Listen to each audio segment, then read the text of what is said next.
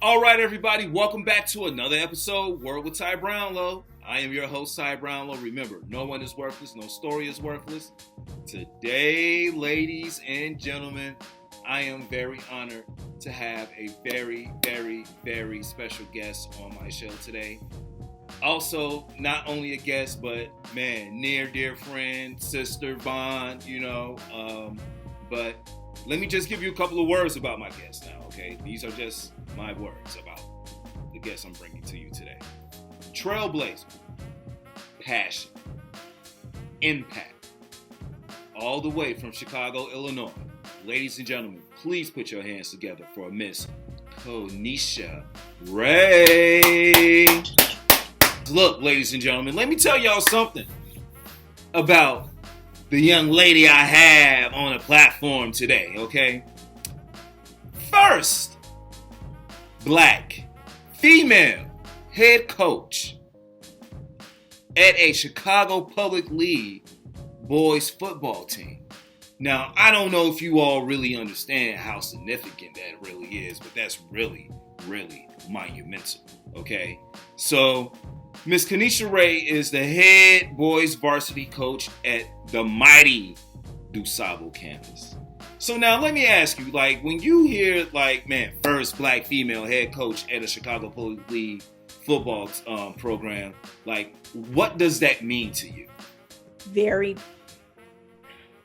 responsible.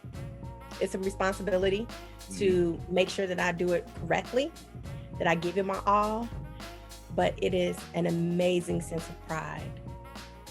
Amazing sense of pride.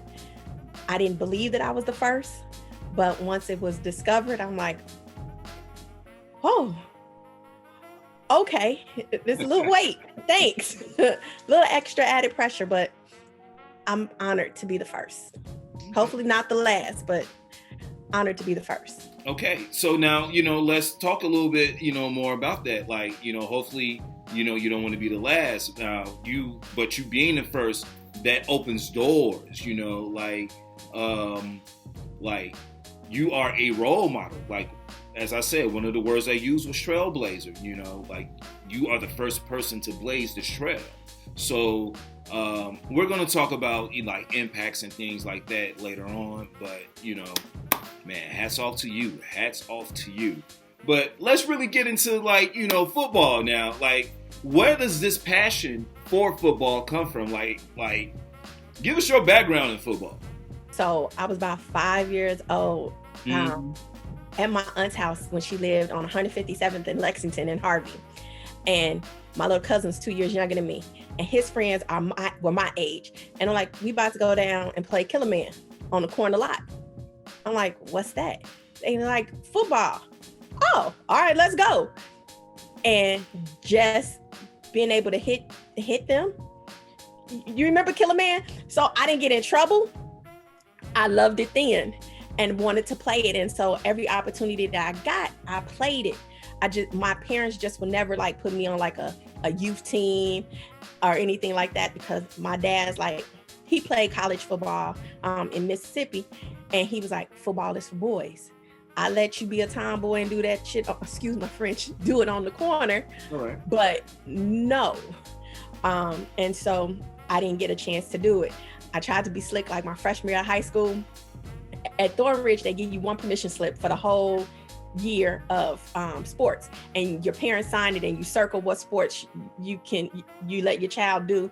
And so I circled all of the basketball, the cheerleading, track and field, and then my parents signed it. Well, I circled football so I could try out, and I guess I was good, and Coach Belfast called my parents just to verify and just say, she is the only girl, we want you to know. And my dad was like, oh hell no. No, I didn't. She did what?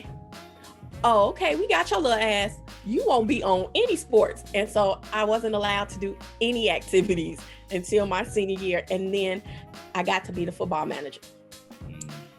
Yeah, I ruined that.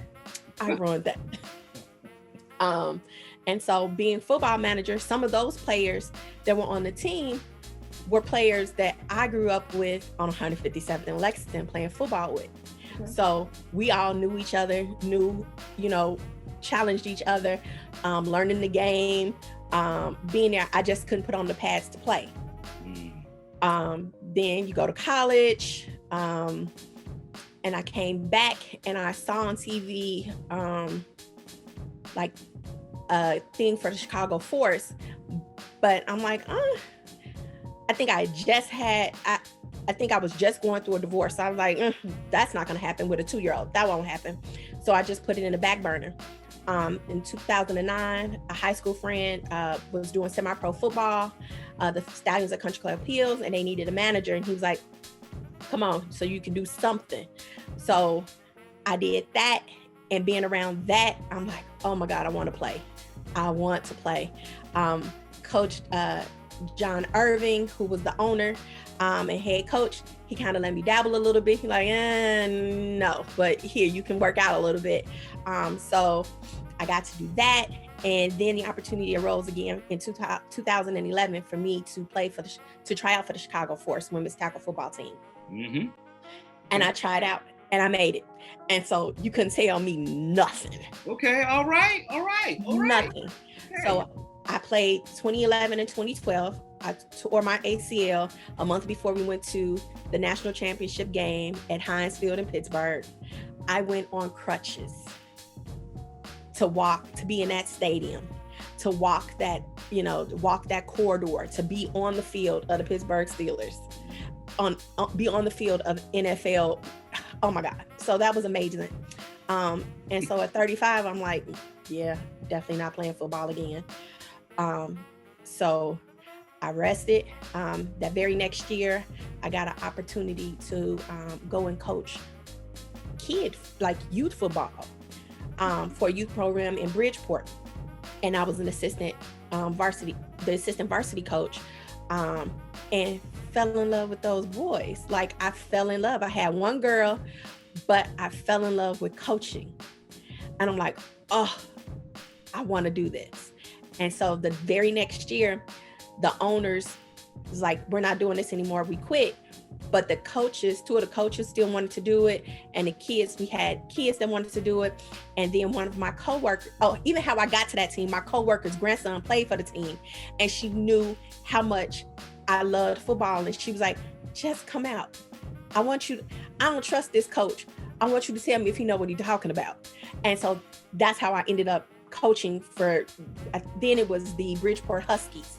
But then the very next year, I ended up having to start the program all over again, called the Bridgeport Hurricanes, which is the name that the team used to be many years ago. So it's a rich history with the Bridgeport Hurricanes. And we did that for 2 years. And then the 3rd year, I got pregnant. And being 40 and pregnant is not, it just wasn't conducive. And so between me being sick and work, I couldn't do it. And so we just dissolved the program. And so I still, wanted to coach. My best friend at the time, who came and helped coach with Bridgeport Hurricanes, he was going into high school coaching. And so he was under a guy by the name of Frierson. And so they did some really good things at Chicago Tech. And then they went over to Dulles, and then, but in the stands, when it was just the 2 of them, when I go to a game, I'm calling defenses out, like, do this, blitz, don't blitz. They going left, they going right, go man. And so when Coach Frierson became the head coach in 2019 at DeSable, he said, well, what do you think about coming on staff to be the defensive coordinator? And I said, okay, where the school at? Because I'm not going out west. I have I got a little kid. I can't go out west. And he was like, DeSable, 49th and Wabash. I can do that. Okay. I can do that. So I did that and had an amazing connection with the fellas, and ended up having a girl on my team. And they were like, well, Frierson is gone by the end of the year. And they were like, Coach, you coming back? Or we transferring? And I said, well, I'll make this promise to you. I'll come back if you come back. Okay. I said, I will put in my resume to whatever coach whatever new head coach it is, for me to come back. Sorry. And they were like, you promise you're not going to coach anywhere else? I said, no, I'm not going to coach anywhere else. I'm making this promise to you guys. And so they kept in contact. COVID hit, everybody's mad, scrambling. And July comes and they're like, Coach, I'm like, okay, I just had an interview. I was like, let me see. And then that's when the AD, Coach Cash, called and said, we want to offer you the head coach position. And I was almost like, I said, what you talking about, Willis? And she was like, you heard me, chick. Right. We want to offer you the head coach position. We think you can do it.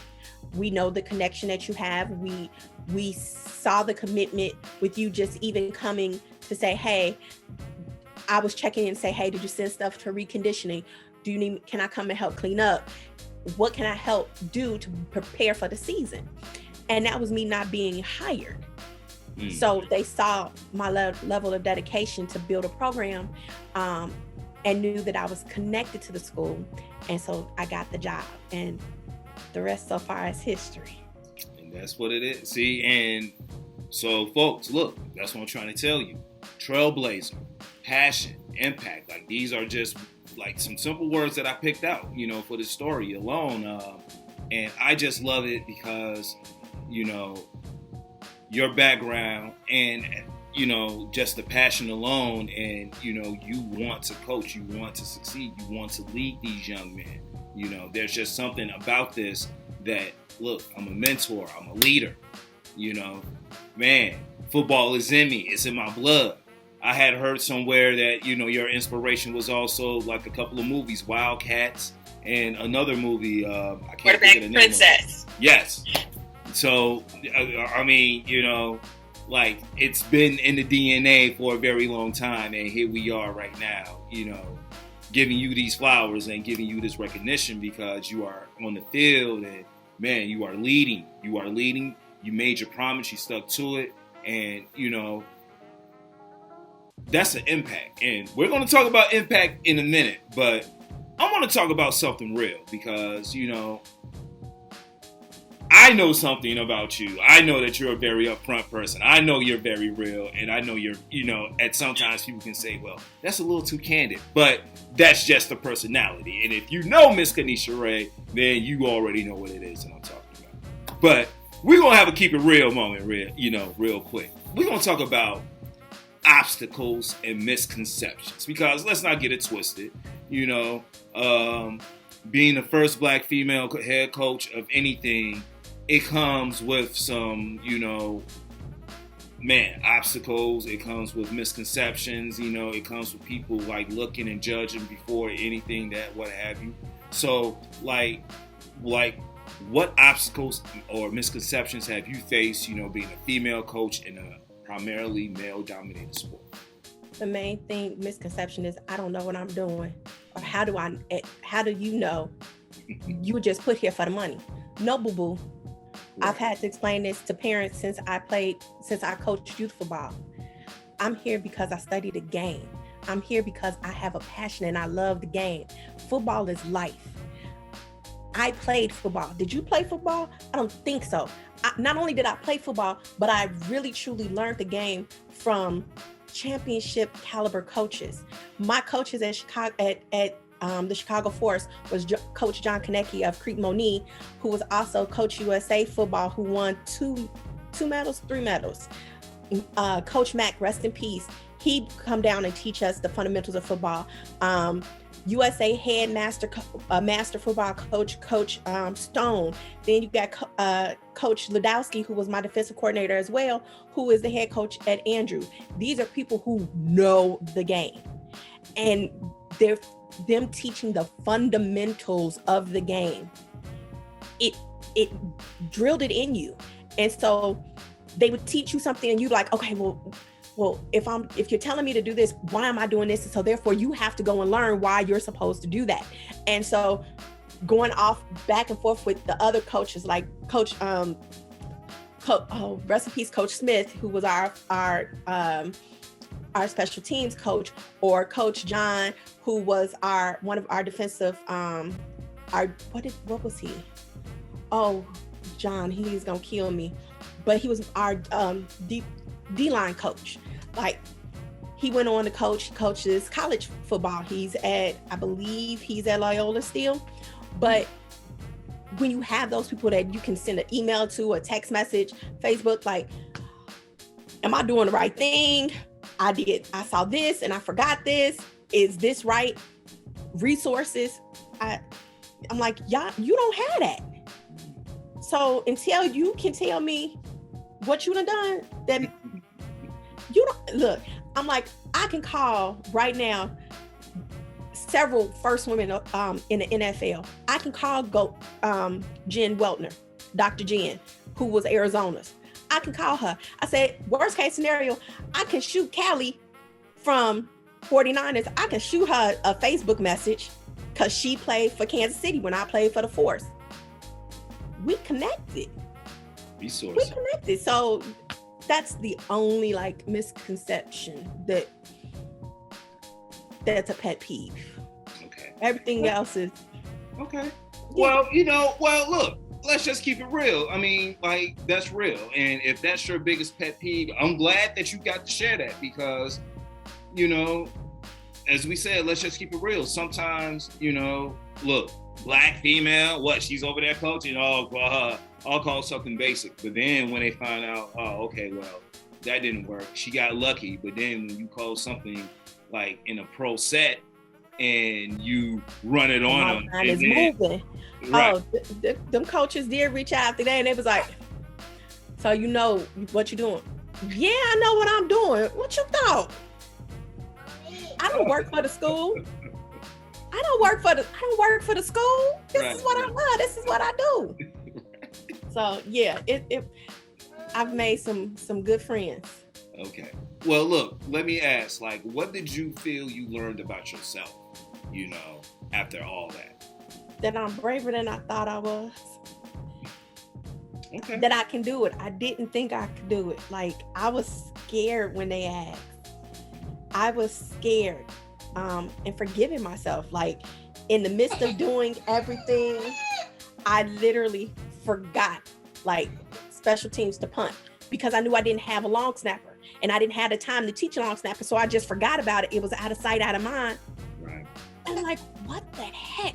It was the third game, but I'm like, my dad came to the game. He was like, you're not punting? Right. And I'm like, oh my God, Dad. I'm like, oh my God, I forgot. Right. And so therefore I got to teach it. And we were able to do so. Like, what impact, when it's all said and done, like, what impact do you want to leave on football and the players you have, like, coached after, it's all said and done? That is just not for boys. That is just not for men. Women can coach. Mm-hmm. Just like men can coach women's basketball, women can coach football. That's the main thing that I feel that I want to leave.